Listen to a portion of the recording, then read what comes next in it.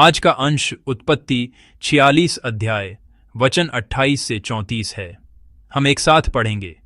फिर उसने यहूदा को अपने आगे यूसुफ के पास भेज दिया कि वह उसको गोशेन का मार्ग दिखाए, और वे गोशेन देश में आए।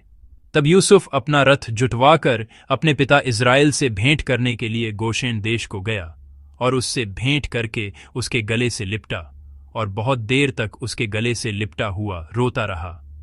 तब इस्राएल ने यूसुफ से कहा, मैं अब मरने से भी प्रसन्न हूं, क्योंकि तुझे जीवित पाया और तेरा मुंह देख लिया। तब यूसुफ ने अपने भाइयों से और अपने पिता के घराने से कहा, मैं जाकर फिरौन को यह कहकर समाचार दूंगा, मेरे भाई और मेरे पिता के सारे घराने के लोग जो कनान देश में रहते थे, वे मेरे पास आ गए हैं, और वे लोग चरवाहे हैं, क्योंकि वे पशुओं को पालते आए हैं। इसलिए वे अपनी भेड़ बकरी, गाय बैल और जो कुछ उनका है सब ले आए हैं। जब फिरौन तुमको बुला के पूछे, तुम्हारा उद्यम क्या है, तब यह कहना, तेरे दास लड़कपन से लेकर आज तक पशुओं को पालते आए हैं, वरन हमारे पुरखा भी ऐसा ही करते थे। इससे तुम गोशेन देश में रहने पाओगे, क्योंकि सब चरवाहों से मिस्री लोग घृणा करते हैं। आमीन। आज का वचन उस दृश्य का वर्णन करता है जहां याकूब और यूसुफ फिर से मिलते हैं। जब याकूब और उसका परिवार गोशेन देश में पहुंचा, तब यूसुफ अपने पिता से भेंट करने के लिए वहां गया। यह मार्मिक वृत्तांत आज के वचन की 29वीं और 30वीं आयत में दर्ज है। आइए हम इन आयतों को एक साथ पढ़ें। तब यूसुफ अपना रथ जुतवाकर अपने पिता इज़राइल से भेंट करने के लिए गोशेन देश को गया, और उससे भेंट करके उसके गले से लिपटा, और बहुत देर तक उसके गले से लिपटा हुआ रोता रहा। तब इज़राइल ने यूसुफ से कहा, मैं अब मरने से भी प्रसन्न हूं, क्योंकि तुझे जीवित पाया और तेरा मुंह देख लिया। आमीन। क्या आपने कभी ऐसा अनुभव किया है जब आप अपने परिवार से कुछ समय के लिए अलग रहने के बाद फिर से मिले हों? हर परिवार की परिस्थितियां अलग अलग होती हैं। कोई कुछ हफ्तों या महीनों बाद मिलता है, तो कोई कई सालों बाद।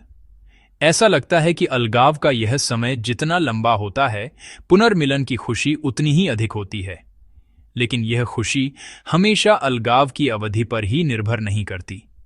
कभी कभी थोड़े समय के लिए बिछड़ने के बाद भी मिलने की खुशी बहुत ज्यादा होती है। इसका अर्थ है कि समय चाहे कितना भी हो, बिछड़ने के बाद फिर से मिलना अपने आप में एक बहुत बड़ी खुशी है। लेकिन आज के वचन में याकूब और यूसुफ का पुनर्मिलन कोई छोटी मोटी अवधि के बाद नहीं हुआ। वे 20 साल से भी ज्यादा समय तक एक दूसरे से अलग रहने के बाद फिर से मिले थे। 17 साल का एक युवक, जिसे उसके अपने ही भाइयों ने एक दास के रूप में पराये देश में बेच दिया था, इस तरह वह अपने परिवार से अलग हो गया था। उधर याकूब अपने बेटों के धोखे में आकर यह मान चुका था कि उसका बेटा यूसुफ मर चुका है।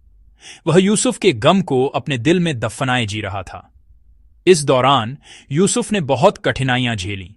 उसे पोतीफर के घर में दास बनाकर रखा गया, उस पर झूठे आरोप लगे और उसे जेल में डाल दिया गया।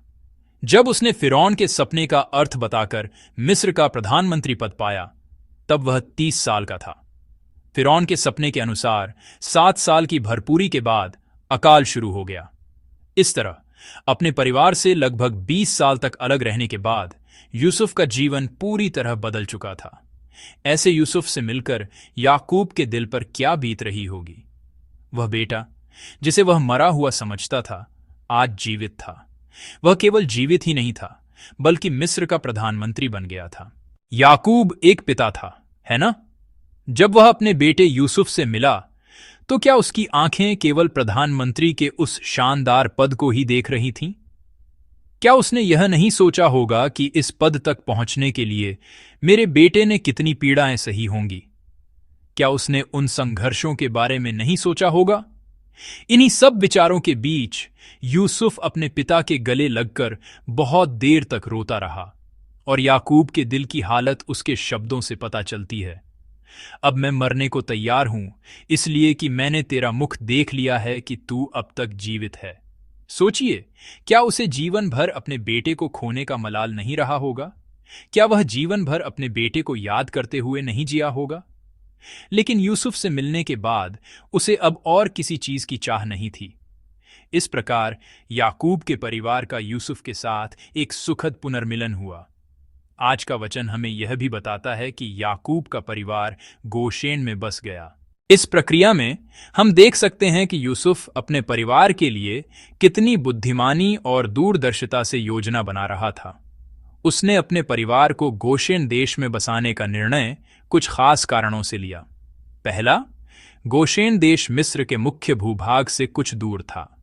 ऐसा इसलिए था ताकि उसका परिवार मिस्र की मूर्ति पूजक संस्कृति से प्रभावित न हो। वे मिस्र के लोगों के जितने करीब रहते, उतना ही अधिक उन पर मूर्ति पूजा का असर होता।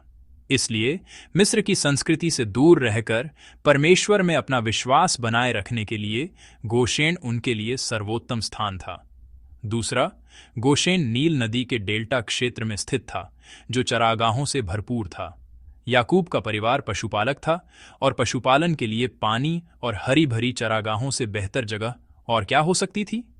तीसरा, गोशेन मिस्र का एक सीमावर्ती क्षेत्र था।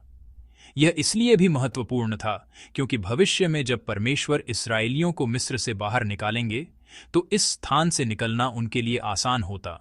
इन्हीं सब बातों को ध्यान में रखते हुए यूसुफ ने अपने परिवार को गोशेन में बसाया। इस बात का प्रमाण हमें तब मिलता है जब यूसुफ अपने परिवार को निर्देश देता है कि फिरौन के सामने वे साफ साफ बताएं कि उनका पेशा पशुपालन है। उसने उन्हें समझाया कि मिस्री लोग चरवाहों से घृणा करते हैं, इसलिए जब वे ऐसा कहेंगे तो फिरौन उन्हें मिस्र के मुख्य भूभाग से दूर गोशेन में ही बसने की अनुमति देगा। यूसुफ यह सारी योजना परमेश्वर से मिली बुद्धि के द्वारा ही बना रहा था, लेकिन वास्तव में यह सब परमेश्वर की योजना का हिस्सा था।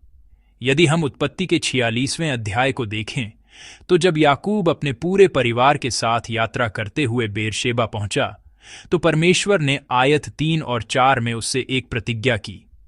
आइए हम उत्पत्ति 46 की आयत 3 और 4 को एक साथ पढ़ें। उसने कहा, मैं परमेश्वर हूं, तेरे पिता का परमेश्वर। तू मिस्र में जाने से मत डर, क्योंकि मैं तुझसे वहां एक बड़ी जाति बनाऊंगा। मैं तेरे संग संग मिस्र को चलता हूं और मैं तुझे वहां से फिर निश्चय ले आऊंगा। और यूसुफ अपने हाथ से तेरी आंखों को बंद करेगा। आमीन। परमेश्वर क्या प्रतिज्ञा करते हैं? मैं ही तुझे फिर ले भी आऊंगा। लेकिन यह प्रतिज्ञा नई नहीं थी। इससे भी बहुत पहले परमेश्वर ने उत्पत्ति के 15वें अध्याय में इब्राहिम से भी एक प्रतिज्ञा की थी, जिसे हम मशाल वाचा के नाम से जानते हैं। मैं आपके लिए उत्पत्ति 15 की आयत 13 से 16 तक पढ़ूंगा। तब यहोवा ने अब्राम से कहा, यह निश्चय जान कि तेरे वंश पराए देश में परदेशी होकर रहेंगे और उस देश के लोगों के दास हो जाएंगे, और वे उनको 400 वर्ष तक दुख देंगे। फिर जिस देश के वे दास होंगे उसको मैं दंड दूंगा, और उसके पश्चात वे बड़ा धन वहां से लेकर निकल आएंगे। तू तो अपने पितरों में कुशल के साथ मिल जाएगा। तुझे पूरे बुढ़ापे में मिट्टी दी जाएगी। पर वे 4थी पीढ़ी में यहां फिर आएंगे, क्योंकि अब तक एमोरियों का अधर्म पूरा नहीं हुआ है। आमीन।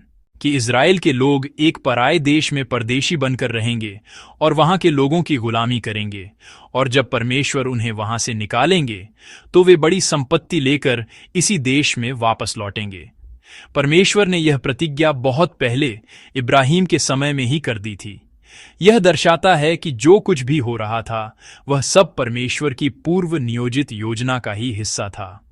आज के वचन से हमें यही मुख्य सबक मिलता है कि यह सब परमेश्वर की योजना और उसका मार्गदर्शन है। प्रिय विश्वासियों, जब हम यूसुफ की जीवन यात्रा को देखते हैं तो हमें यह मानना ही पड़ता है कि हर कदम पर परमेश्वर ने उसका मार्गदर्शन किया। 17 साल की उम्र में एक दास के रूप में पराये देश में बेचा गया एक लड़का शक्तिशाली मिस्र का प्रधानमंत्री कैसे बन सकता है? मानवीय दृष्टि से यह बिल्कुल असंभव है। इसे केवल परमेश्वर के अद्भुत कार्य के रूप में ही देखा जा सकता है। और सोचिए, याकूब का अपने उस बेटे से फिर मिल पाना जिसे वह मरा हुआ समझता था। यह अपने आप में एक भावुक क्षण था, लेकिन यह जानना कि यही बेटा अब अकाल के समय में उसे और उसके पूरे परिवार को बचाने वाला है, यह परमेश्वर के मार्गदर्शन का ही प्रमाण है। हमारे जीवन का मार्गदर्शन परमेश्वर करते हैं। आमीन। हमारे जीवन का मार्गदर्शन परमेश्वर करते हैं। जैसे उन्होंने याकूब और इब्राहिम से प्रतिज्ञा की थी, परमेश्वर ही थे जिन्होंने इस पूरे इतिहास की योजना बनाई और इसमें उनका मार्गदर्शन किया। विश्वास करें, परमेश्वर हमारे जीवन का भी इसी तरह मार्गदर्शन करते हैं। उनके पास हमारे जीवन के लिए भी एक योजना है। इसीलिए चाहे हमारे जीवन में कोई भी कठिनाई या पीड़ा क्यों ना आए, हमें निराश होने या हार मानने की जरूरत नहीं है। क्यों? क्योंकि हमारा जीवन, आपका और मेरा जीवन, परमेश्वर की उस महान योजना का हिस्सा है। क्या आप में से कोई इस समय किसी पीड़ा से गुजर रहा है? निराश न हो और चिंता न करें, क्योंकि वही परमेश्वर जिसने यूसुफ के जीवन का मार्गदर्शन किया, आज भी उसी तरह हमारे जीवन में कार्य करते हैं और हमारा मार्गदर्शन करते हैं। मैं प्रभु के नाम से प्रार्थना करता हूं कि हम सब उस विश्वास योग्य परमेश्वर पर पूरा भरोसा रखते हुए अपना जीवन जिएं।